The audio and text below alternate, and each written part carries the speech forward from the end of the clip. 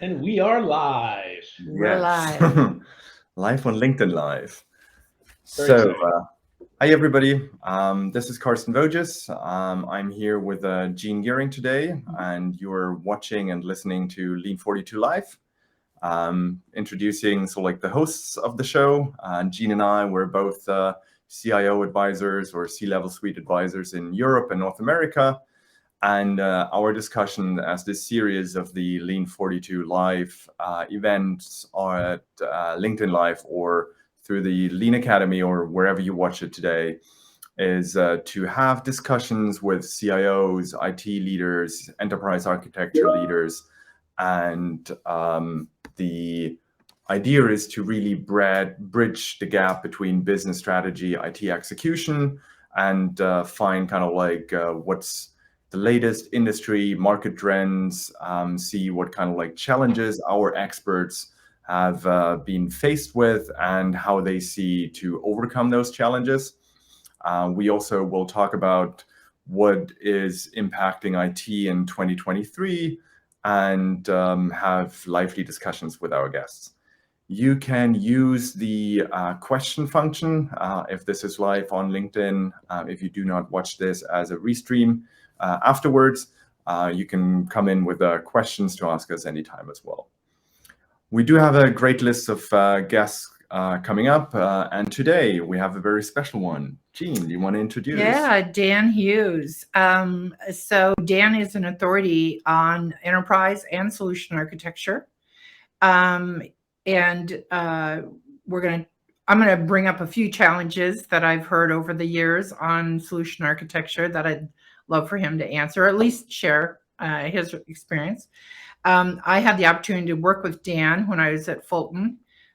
He came in, he's done a lot of work at Fulton Bank, but he specifically helped me roll out governance and the enterprise architecture framework there. So Dan, you're the CEO of your own company. So can you tell us a little bit about who you are, what you do? I can, and I will. Wittij Consulting, we are an enterprise and solution architecture consulting firm. Same thing, advisory, design services. We are focused on the U.S. market now. Global will come later. And I have a team of expert enterprise and solution architects, and we do enterprise architecture, solution architecture, and kind of capability building. So training and helping teach our clients to be able to do these things themselves. And you also just came out with a methodology, right? That got published with Open Group? Yeah, so it's the methodology we've been using sort of and refining since inception. But yes, at the end of last year, we got our people-centric architecture method approved by the Open Group, we were very excited about that. Yeah, that is really good. A lot of work, so it was very exciting when it finally came to fruition. But it really also speaks to your authority that you have in the field of solution architecture. I mean, I also met people at Fulton who highly regard the work you did there, but also in a couple of other companies. So I think you do have a very unique kind of niche that you found in the solution architecture space. So can you tell us potentially what topics do you see the most pop up when you kind of approach solution architecture? What is the biggest challenge that you see companies have in the solution architecture space? Yeah, so you say niche, I say obsession. It's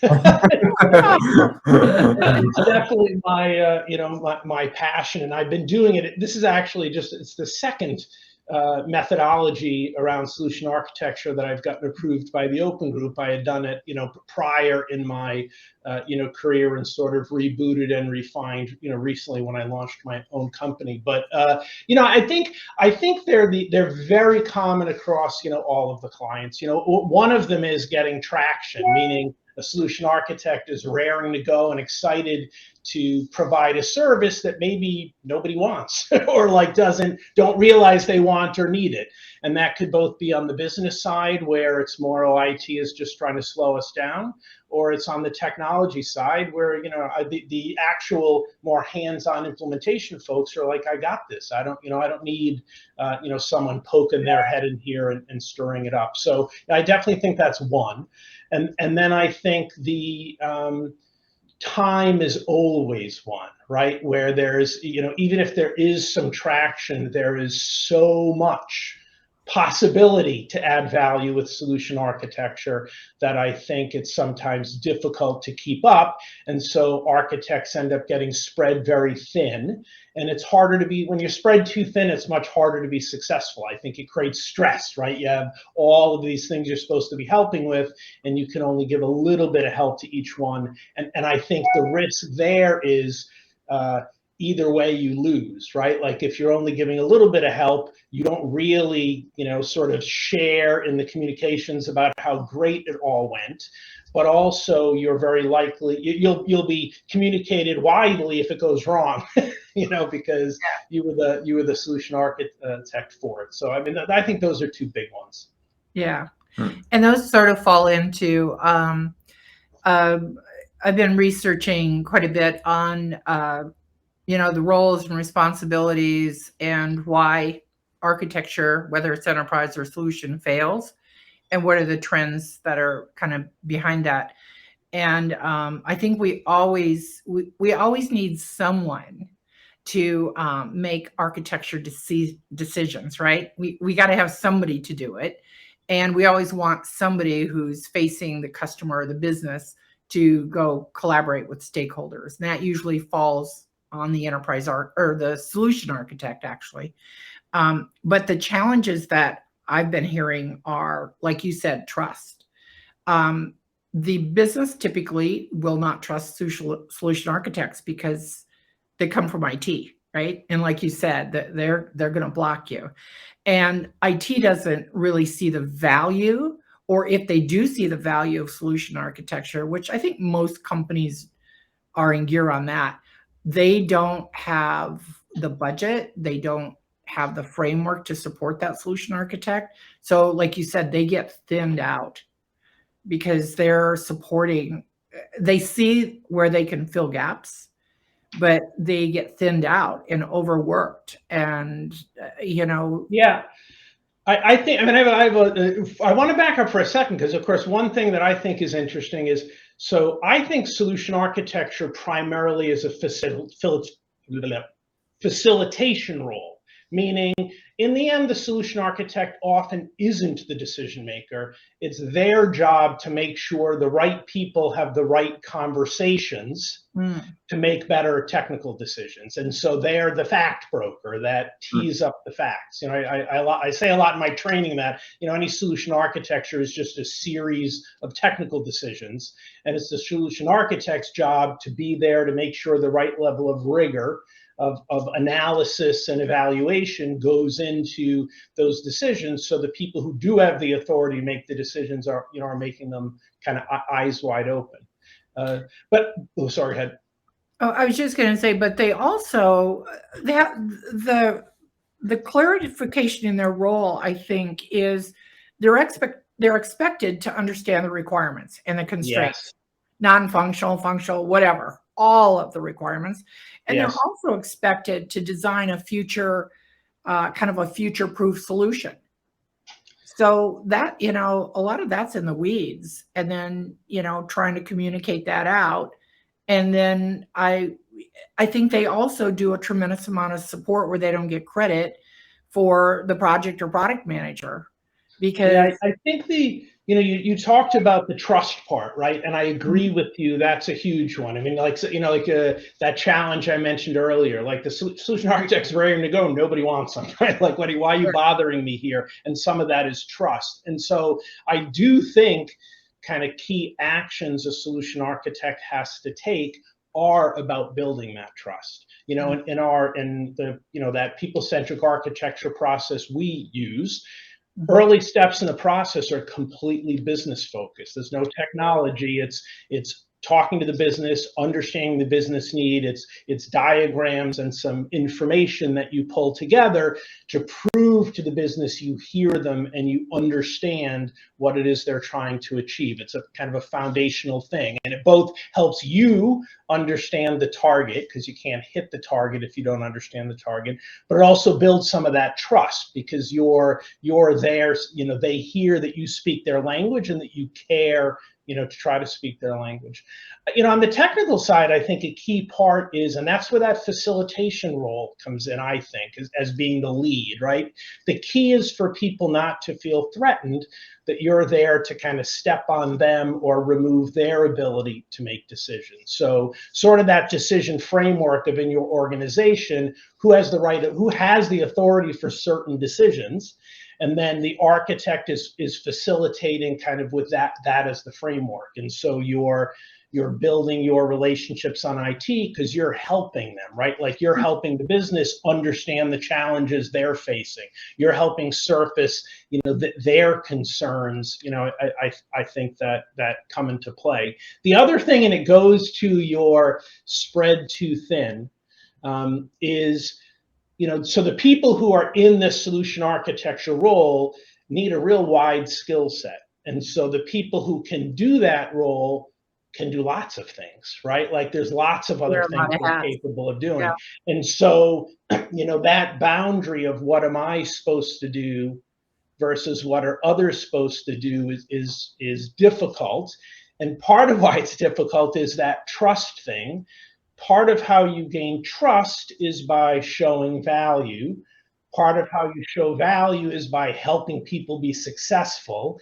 And sometimes that means you got to step out of your lane a little bit, like you say, to help the project manager, because then you're a trusted ally and they want you on the team, or to help the business sort something. And so it's that balance of stepping outside of your deliverable lane to show value so people invite you to the party, but not stepping out too much so that your stuff isn't getting done because you're busy, helping everyone else get theirs.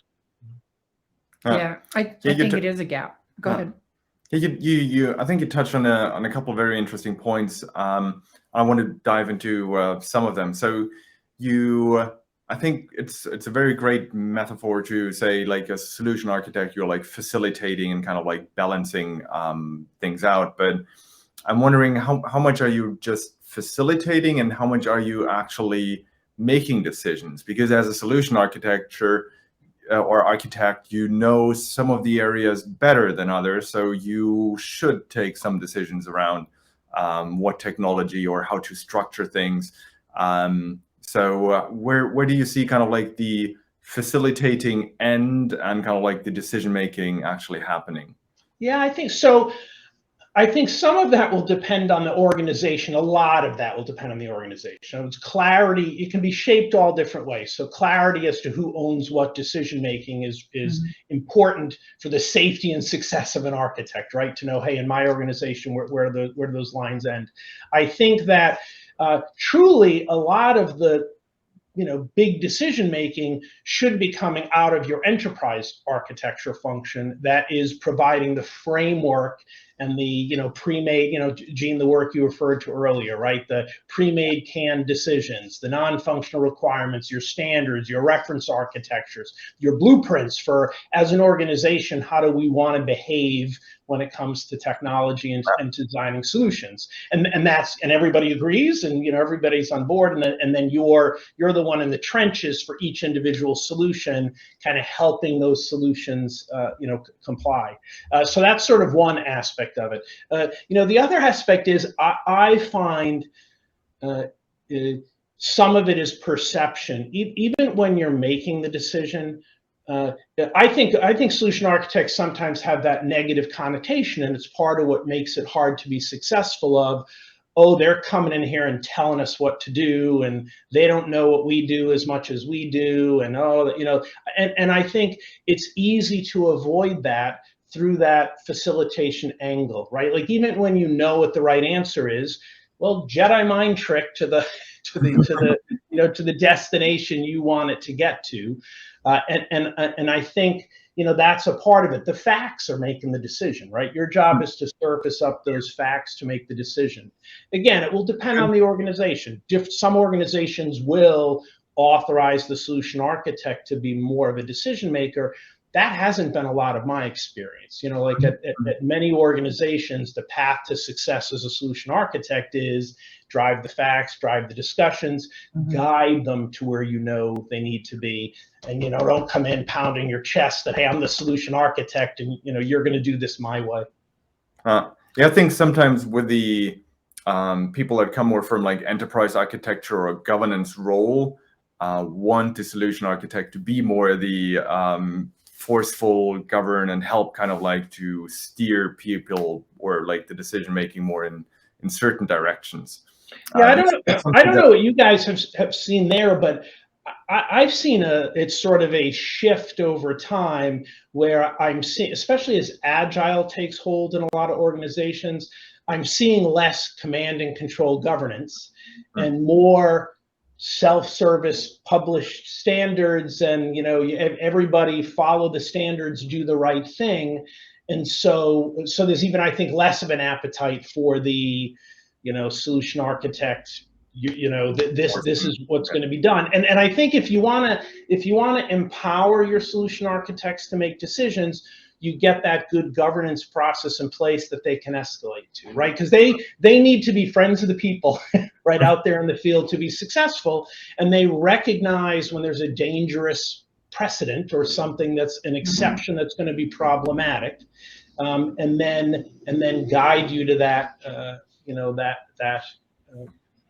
governance process. Yeah, I think it's a great way to describe also the specific area where like you are in as a solution architect to like govern, but also facilitate or help more and guide people and more the emergent kind of like design. And I think that also is a part why you mentioned earlier kind of like the wide skill set, I think is like the term you use. So wondering if you can say a little bit about what is kind of like that skill set and like what makes it like wide, or what's kind of like requirements from a skill set perspective, and what are potentially your thoughts about how we can get people to those skill sets, or what do you see as kind of like a competing part of the organization that says, I also want to have that skill set, or I need that, and that's where maybe some people are more attracted towards, and that's why we struggle with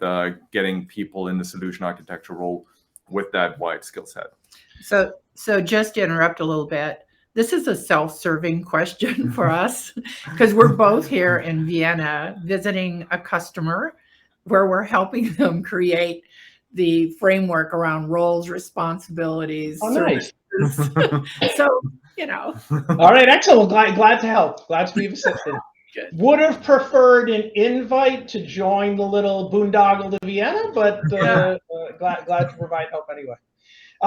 Yeah, so I've had a lot to say about that, but because I do think some of what we do, we have a little bit of a mixed model where some of the work we do is very services oriented, packaged services, and some of it is a little bit more tending towards staff augmentation where we provide architecture experts. And so I've kind of figured out what I think the right target is and interviewed thousands of people to land on it. So I think when I'm interviewing people, I look for everybody's going to come from someplace, right? So I want someone who is deep somewhere. Like they've worked their way up. They're expert on something. So maybe they come from infrastructure, maybe they come from software. Although I'll say in general, I feel like I probably find more people who come from the software side of the house that fit the model than I do from the infrastructure side of the house. But I have hired I found both that fit as my clients. But I think the broad part, the wide part I talked about is more you need people who know the right questions to ask and then can understand the answers they get. And so they don't have to be experts on everything. it's part of the facilitation role. They're going to be working with the experts on lots of things, whether they're external research kind of experts or internal, like the person who owns the different areas of your technology domain. But they do need to know, the sniff test. Like when I ask you a question about something technical and you provide me the response, I need to be able to say, that's really not adding up. Hey, can I ask more questions, because that's not adding up for me? And that ability to do that's not adding up for me has to do with that depth in something, right? It's taking logic and problem solving that you've applied, in the deep part of your expertise, and then being able to abstract a little bit to ask those the wider questions.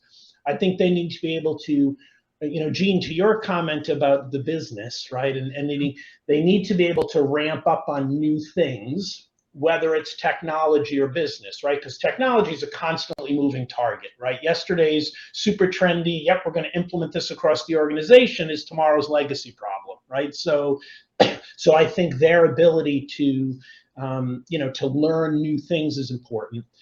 Facilitation and communication is huge.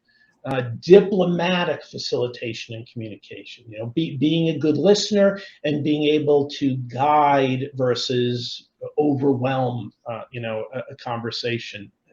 I think more like an influencing kind of like role. Jedi mind trick. But Karsten, I think where companies, go wrong a lot is sort of two things. I cast a super wide net when I'm going to market for solution architects. I want certain levels of experience, but I think when companies start overloading it with today's specific problem, they need to have N years of XYZ, Salesforce, MuleSoft, whatever it is, it doesn't matter what it is. Like, I think the more of those things you overload your job listing with, the more you're ruling out people who might be truly great at the core skills you really need in that role, because you're narrowing, your pool. And the other thing and this is a back and forth where there's no right answer, but it's something to think about or contemplate, is, how are you going to deploy or use your solution architect? So I think companies also try to join the roles, and they say, we want a solution architect who can code, because we want them to be able to do both. And I think you need to understand, so then you can find that, right? Much more difficult to find, because there's an interest thing there too. Do I want to do solution architecture and code? And then you dilute it as well, though, right? Because if I focus on one or the other, I'm going to be more expert at the thing I focus on. And a super important thing to know, like, solution architecture is not a smart technologist and then they're all set, they can do the role, right? It's a set of skills and capabilities like any other role in the organization that you learn, you master, and you get better and better and better and better at it the more you do. And so, I think that's why you want it to be kind of a focus role. I distracted myself. What I was going to say is, sometimes you have your solution architect work on the design part of the trajectory, because that's the part they're best at, and they're a scarce resource. So now you want to put them on the next design thing while someone else kind of tech leads it toward production. But the negative of that is, by the time a good solution architect finishes design, they're expert on the business problem, they're expert on the technology solution, they built relationships with all the players on the implementation project, so they're the perfect person to make sure that it's successful, as it goes forward to production. And designs are worth nothing until, like, there's zero value in organization until something's live in production. Like, the only thing valuable to a business is what's live in production. So that's the argument for, hey, maybe they should ride along a little bit. But of course, the downside to them riding along is, now you've got other design stuff that has to be done, and you don't have the right people that can do the design stuff. So I think sometimes what does work there is there's sort of, I divide solution architecture kind of into three buckets. There's the scoping part of solution architecture, the conceptual, the should we do this, the options analysis, a big picture, what are our possible ways to solve this problem. And then there's kind of the design part, of digging in and doing a more detailed design that becomes the blueprint that you hand off to who's ever implementing. And then there's the tech lead.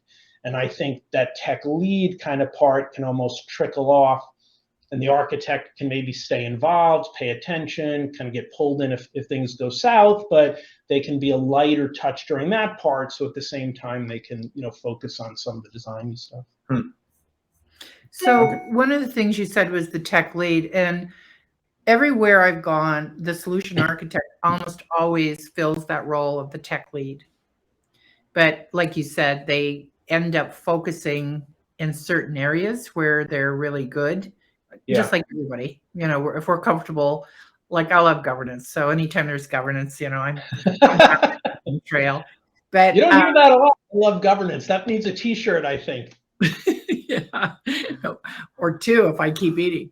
But the thing about solution architecture, when you were talking about the skills, is looking at those job descriptions, because I've had to write them, you've had to write them, and probably everybody that's listening to us today has had to write them. And you pack everything in there. You want that tech stack, you want the line of business, you want all that. And they're almost always hard skills. I think you brought up a really good point. There's a lot of soft skills that I don't think we address when or at least in the job descriptions I had, they weren't. So part of the challenge too for a bigger organization, right, is I think the hiring pipeline, where I need to, I told you I talk to a lot of people, right? I need to talk to a lot of people, or my team needs to talk to a lot of people to pick out of those broad sort of, resumes, the right people for the role. And I think it's hard, checklists are what work best early in the hiring process at a really large organization. And some of these soft skills are hard to checklist. It's the sense you get in a conversation with somebody, or when you ask certain questions, it's the way they approach the answer. It's not as checklisty. Whereas if you say, hey, they need, 4 years of, whatever, Microsoft Access, but whatever they need, right? Like that's checklist. You can say, okay, I'm not going to pass this one forward. And we do have our first comment in here as well. I'm just showing it also in the video from Anthony, who's actually coming to the LinkedIn Live in, I think, a month or so. We do it on a monthly basis. So with a good comment also like that, a lot of like tech people that grow into that role and sometimes ignore the business. What's your take on that one, Dan? Yeah, I think I think it's true, and I think it's a combination of how you position the role and who you put in the role. I think if your tech lead is your kind of lead developer or lead implementer, that their focus is the technical implementation, and that's the primary instruction they're given, then I think yes, that's absolutely going to happen. I think one thing you can potentially do is make a tech lead role like a growth role, or like maybe a junior solution architect that's growing into the larger role, and put a mentoring relationship in place, where maybe the architect that led the solution design part now has a partner in crime that's their sidekick that's going to work on the more of the tech lead part and grow into the doing the more design role. Cool. Excellent. We're hitting almost the half hour now. So any last questions or anything, Dan, from you that you want to like highlight before we wrap it up and let people know about the upcoming webinar? Yeah, I don't have questions. The one thing we didn't get to that I think is a critical and exciting part of solution architecture is risk evaluation, because I think the biggest lever an architect if you're this facilitating architect that's trying to drive things in the right direction, making sure people are making decisions with their eyes wide open, which is about communicating those risks of, hey, what's going to happen after this is in production? What risks is this going to present for the next N years? Everyone looks at the project risks. Are we going to run out of implementing time? I think that's key. So anyway, yeah, please do come. I'd love to see anyone who's interested in the webinar. That one I was going to do more of a what are the elements of a solution architecture process and take you through, what I think the key things are to deliver when doing solution architecture. But thanks for having me on. I mean, this has been a blast. No, it's fun, and we still have I think the risk topic is a very important one. So we can still spare 2 minutes or so on that if you want to add more to it. Sure. Well, just what I would say. Short here. I just wanted to be cautious to not overrun too much. But I think yes, risk is something that we've seen also from one of the big topics in 2023 is cyber risk in general, but also making the right decisions, business risk, the world being more volatile and ambiguous also leads to kind of you have more uncertainty, and with that also comes the risk of going into the wrong direction or in a not so good direction. Sometimes I think it's not necessarily wrong, it's more a not so good or not as focused as you want to be. I think the risk comes in is that the solution architect has to make trade-offs, and they've got to communicate that and weight those risks somehow. Because one of the areas that I always see solution architects not fulfilling is because they don't have time usually is post-launch. Okay, how are they dealing with operability? How are they dealing with scalability? How are they dealing with performance? Those are all risks also that, in my opinion, need to be addressed way up front, but then revisited at post-launch. But I think it comes down to identifying the risk from a. Well, I think Karsten used my favorite word when talking about risk, right? Which is risk isn't good or bad; it's just uncertainty. Right? You're making a decision. It's not completely certain what the outcome of that decision is going to be. That's a risk. And I think the biggest problem solution architects have, or junior starting solution architects have with risk, is everyone just thinks cyber security risk, right? Information security risk, right? Because that one is the one that's always in the news. But the other reality is organizations have legions of people with lots of authority to worry about information security risks. It's all the other risks, like, hey, are we going to be able to change this quickly in response to business challenges in the future? Are we going to have outage issues in the future? Is this going to be expensive to own and operate? I mean, I think you're right, Gene, talking about, and I think during a project, as I started to mention, there's tons of people, right, focused on the delivery risks, right? Are we going to get it done? And then the cost, functionality, is the right functionality going to be there? What's the time, and what's the delivery risk? All those get attention from everybody. The solution architect needs to be the one who's saying, okay, great, but after this is in production, have we changed our operational risk as an organization, right? Have we made things better, or have we made them worse? So now we've got 4 of these in production, and we've got to change 4 things when we, so all that non-functional requirements, we didn't get into that, but you did talk about those, Gene. I agree, powerful tool to help there, but all of that is this risk discussion, and again, the risk discussion becomes very fact-based. So it's that lever, because the other thing you said, Karsten, I agree with this. The business can decide. It's not good or bad. They can say, yes, we want to take that risk. We're willing to go to production. We understand the risk.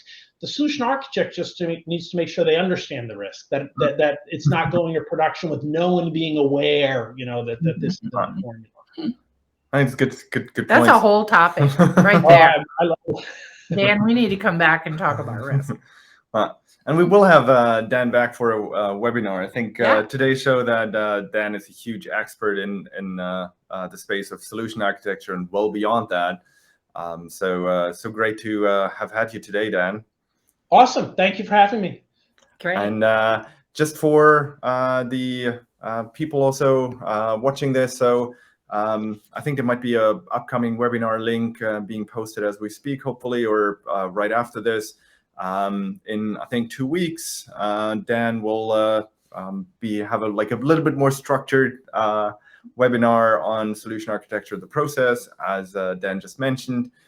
We will have more LinkedIn Lives or recordings of this if you watch it as a on-demand recording. Coming in the couple next months, we have Wendy Kuhn on business architecture.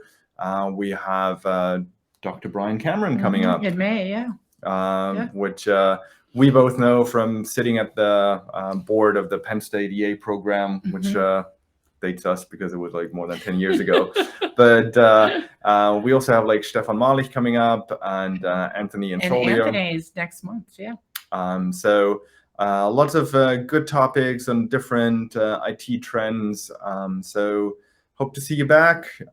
Plus, please sign up for the webinar, which is coming up in 2 weeks.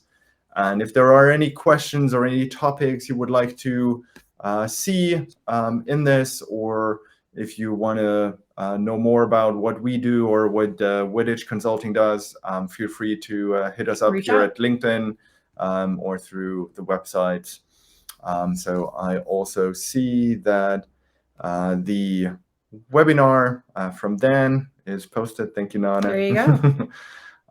So it is in the link also down, but here also in the video. Okay. So great. Thank you so much.